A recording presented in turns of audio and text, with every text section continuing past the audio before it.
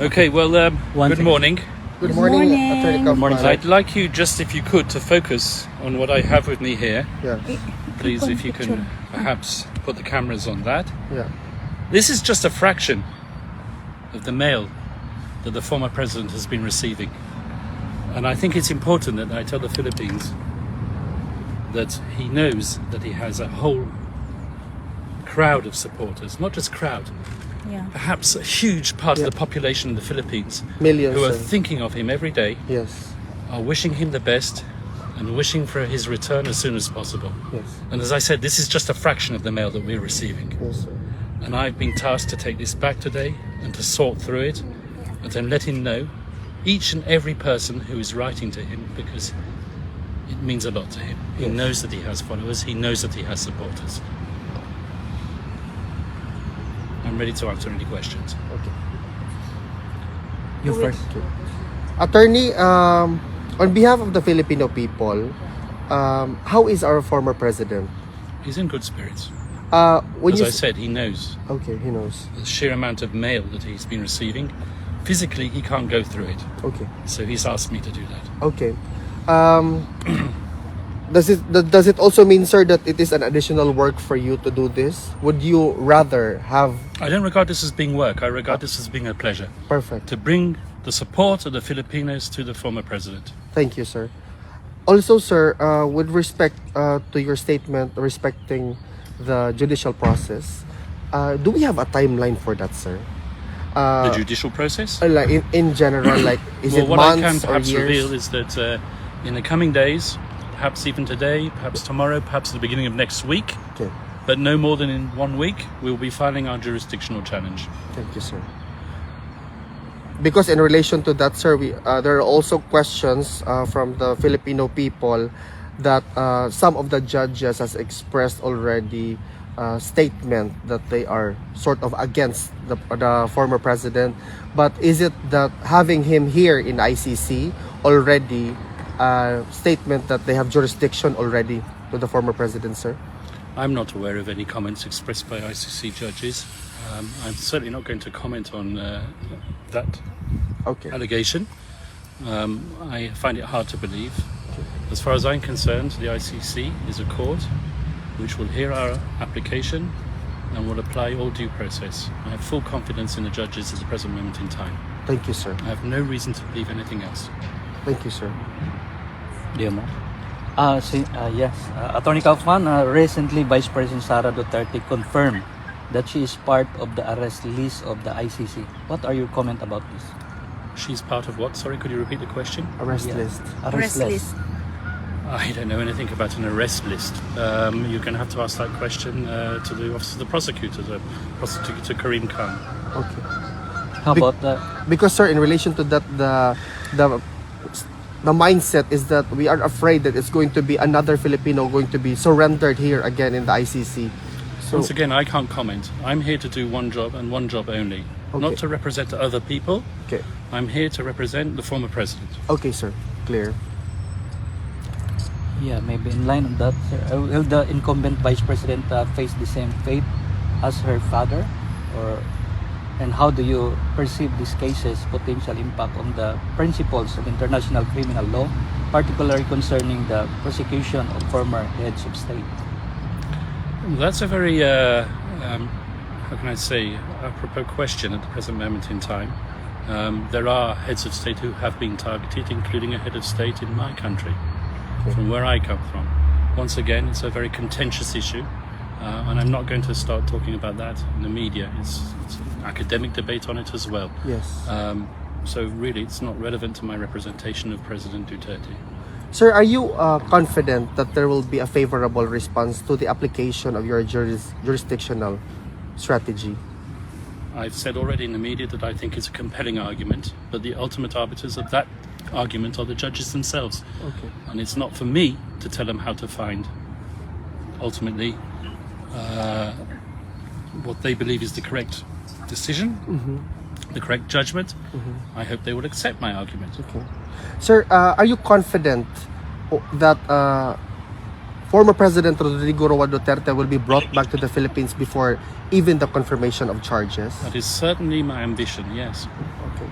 Do you have a message to the Filipino people who are closely following the development of the case of our former president that we love and adore, sir? As I told you already, just respect the process, trust us as his lawyers to do the job properly, and we hope that we will bring the right result home. Sir, on behalf of the Filipino people, we are praying for you. We are hoping for a positive response or result through all of this. We can't wait to welcome our former president back home to the Philippines, and it's through you and your team. We always pray for you that God will give you the wisdom. Thank you very much. It means a lot to me and it means a lot to him as well. May I also say Yes, that I sir. have been following the proceedings in the Senate. I've even read the final report. Yes. I've seen the thorough work that has been done by Senator Amy Marcos. Mention has been made of the arrest. Mention has been made even of the jurisdictional arguments. They are very compelling and they support our arguments as well. So Are you saying, sir, that the result of the Senate inquiry actually favors the application of your jurisdictional argument? there are definitely arguments that can be derived from that report and will be used. Reference will possibly be made as well. Thank you so much for that, sir. We can't wait for you to tell us that your argument is accepted and the president will be brought back to the Philippines. Thank you very much. You're welcome, sir. Thank you so much for your time. Thank you. Thank you, sir. Have a nice day.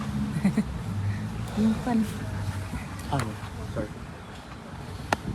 Sir, it is our pleasure and honor, really. Thank you. Thank you so much. Now I need to order We a will help taxi. you. We will help you. Yeah. I order a taxi daw. No, Mag-order siya. let me do it, please. Magandang araw mga ka-partners, mga kababayan. So yun po ang kaganapan dito sa tapat ng ICC sa The Hague, Netherlands. So napakinggan natin ang mensahe sa attorney po ng ating mahal na dating Pangulong Rodrigo Roa Duterte, ang legal counsel po na walang iba si Attorney Kaufman, mga ka-partners. So abangan natin ang susunod pa ng mga kaganapan sa mga hinaharap ngayon ng ating mahal na dating Pangulong Rodrigo Roa Duterte. Sir Alvin.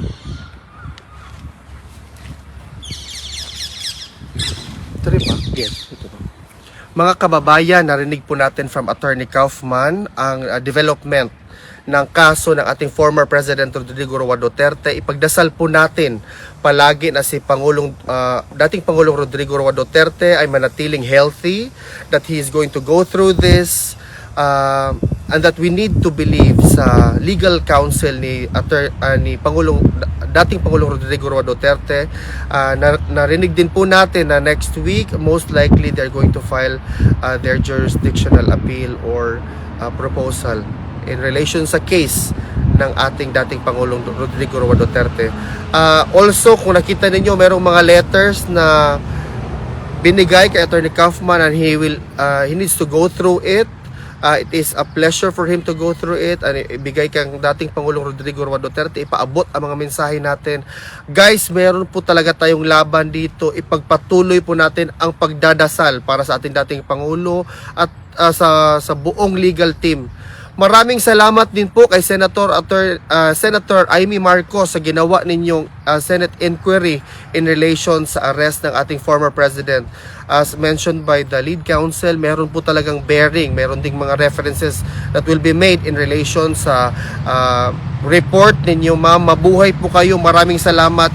Kahit marami ang nag-doubt sa iyo with regards sa sa purpose ng ng Senate inquiry na which is led by you, it so happens that it's also going to reinforce the efforts or the legal strategies that will be applied or will be availed of by the legal team of our former president. Mabuhay po tayong mga Pilipino hanggang sa dulo. Huwag po tayong tumigil talaga na suportahan ang ating former president. Mabuhay ang mga Pilipino. Mabuhay ang Pilipinas. Thank you, sir. So, yun po ang kaganapan dito sa tapat ng ICC Detention Facility mula dito sa The Hague, Netherlands. Ito si Anton Cero, ang inyong Global Citizen Correspondent, SMNI News. Attorney Kaufman, we are going to pray every day. Can you... How many hours do you think? Yan, No mga idea. letters galing You're sa gonna have to help me locate supporters. the taxi. Yes, of course we will. Is it right? More pictures. When you read through them, sir, do you have an sort of idea or sort of conclusion how loved he is by the Filipino people? Are you interviewing me at the moment? No. Just for your own. Well, it's clear that Yeah. the people love him. Otherwise, Yeah. never come across this type of thing in any other case. Yeah. Also, the flowers you mentioned before, right? Flowers have all gone off, I'm afraid. They've all gone rotten. I have to throw them away. Thank you so much, sir. Anyway, yeah.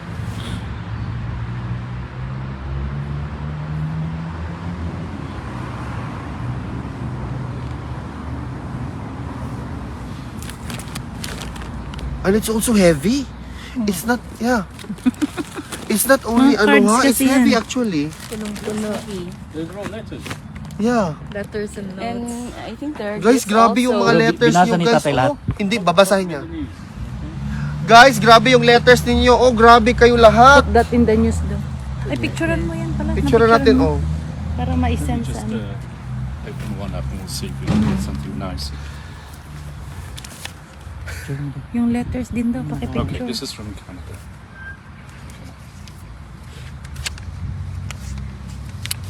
Atty. Kaufman, you are so loved by Filipinos. All right, so let's do this. So, sabi niya, Okay. mabait. All right, so just by way of example, I'm going to read a letter from a family from Canada, Ontario. I won't mention their name, Okay. but this is indicative of most of the mail that we've been receiving. We will continue to support you, Tatay Digong. We will continue to pray for your health, freedom, and safety. We love you very much. Be strong. Do not lose hope. With God, there's always a way. Let's put our faith and trust in God's plan. This is from Ontario, Canada. And as I said, they enclose a message which I'm sure that they wanted the former president to have in his room in the prison. Do not lose hope, Tatay Digong. You represent the Philippine country. We love you. As you can see, Yeah. Thank you so much. thank you. Nice.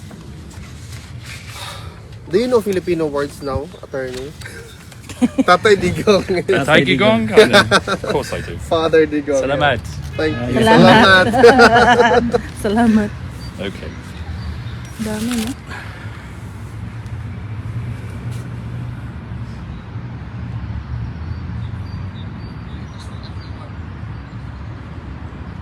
Grabe kadami yung sulat galing ng ano. I hope you circulate that one. Yes. Please give us back today. We will. Including this guy here. This is not my friend. You're from the other side, aren't you? Yeah? Thank you, sir. Ay, send ko saan. Uy, Halimbawa, kung balibol mo Atty. Kaufman, eh? Labor Day, he knows, yeah. Labor Day. It's good that you have this today.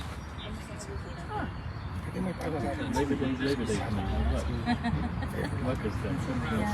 Ikaw, huwag kang mustudi, kurug-kurug din ko. Tatay, tatay, oh. Ah. Sergeant. Sir, kamusta si tatay? Sa iyo, pangutan na. Pangutan na siya daw. Sabihin mo, paano pepper? Okay, my guy in the right. Attorney. Oh, yeah. Attorney kami. Tulungan muna natin si attorney. Ayaw niya. Ayaw yung picture niya. Hindi pa